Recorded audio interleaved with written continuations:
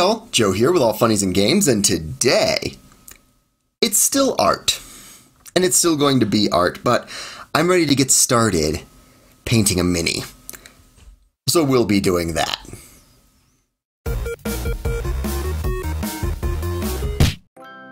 Alright, so to get this started, I wanted to find some sticky tack, but I didn't have any in the house. I think I'll pick some up for the next time. But for now, I do have a command hook, which should do the trick. So it goes red side on the hook. Get it pressed on real good. Black side on whatever you're sticking it to. Stick that right on the bottom of the mini. And that will give us a nice painting handle so that I don't put fingerprints on the mini and I don't put paint on my fingers. Now, I'm gonna have to do this in a few parts. Got an old t-shirt on, and right now it's just gonna be a black layer.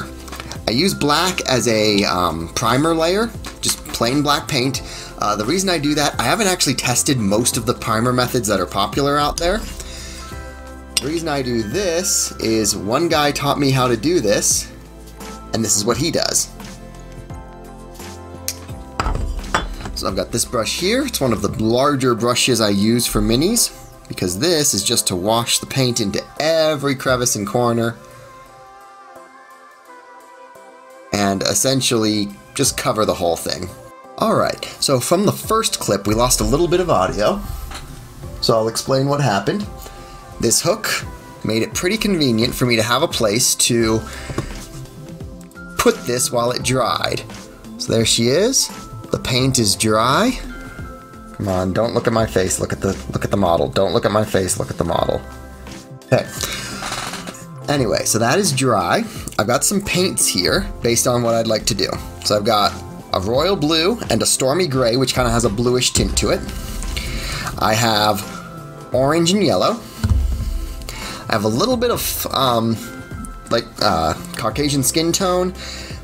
I'm gonna see if I want to add some of that to the stormy gray and see what comes out of it. If it makes it look more like skin or if it just makes it look muddy. Other ones I'm gonna have are black because I'm sure I'm gonna want to touch up the black a little bit in places. And while I'm thinking about it, there was one other. I want to get something in a metallic. Yes, the gold metallic's gonna be perfect. A metallic paint to do the trident. Okay, I've got rinse water in a clear cup so that it should obviously look very gross, and I hopefully won't make the mistake of thinking it's normal water and drinking it. I got a water bottle for that. So let's get started on this. I'm gonna start with some blue. Alright, so the initial plan was not to do this video from this point on as a voiceover, but this episode had some... no, just start over. So everybody, the initial plan was not to do this part of the video as a voiceover. However, this part of the video ran into some audio issues. The software I use to do audio fixing does something that gets it out of sync with video when I do too long of a clip, apparently, which was interesting to learn. Match that up with the garbling effects in some of the other parts, and it just made the most sense looking at the footage after the fact to do this as a voiceover. So, I'm going to show you a sped up version of what I did with this mini, and I'll talk you through some of the decisions I made. So, looking at it now, I went with the base layer primer black on the tail with the royal blue for the fins. Went for a gold belt, gold chest piece, gold bracers, a gold armband, and gold on the trident, just to kind of keep the color palette fairly simple. I mixed together some storm gray, some of the royal blue, and a bit of that kind of fleshy tone. And all of those came together for a pretty good skin color for this one. I did orange for the hair with a few white highlights, and did red eyes to finish her off. Once all the base paints were done, that was when I came back in to do a black wash on some of the areas where I really wanted definition. So that was the arms, the neck, the abs, anywhere where the shadow was going to make it look more detailed, and I could accentuate those details. And then I did a basic dry brushing technique to get those white highlights on the hair and to brighten it up in a couple places where I did the deep shadows too deep.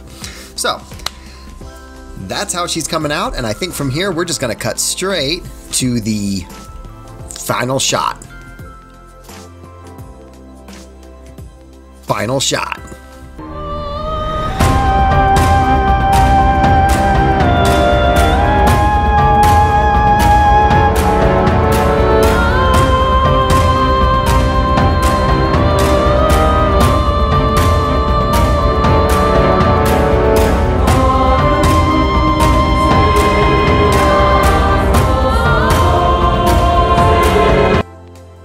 So, there it is. New painted Mini. So I don't have any idea how I'm going to use this in a game, if I'm just going to put her on a display shelf somewhere, but I'm real happy with how it turned out. I know I'm a little bit out of practice at this. I can tell from some of the brush strokes, especially when I got the camera real close in there. You could see some of the little imperfections on the skin surface. And I think some of that's going to come with just being able to do the whole thing in less layers as time goes by.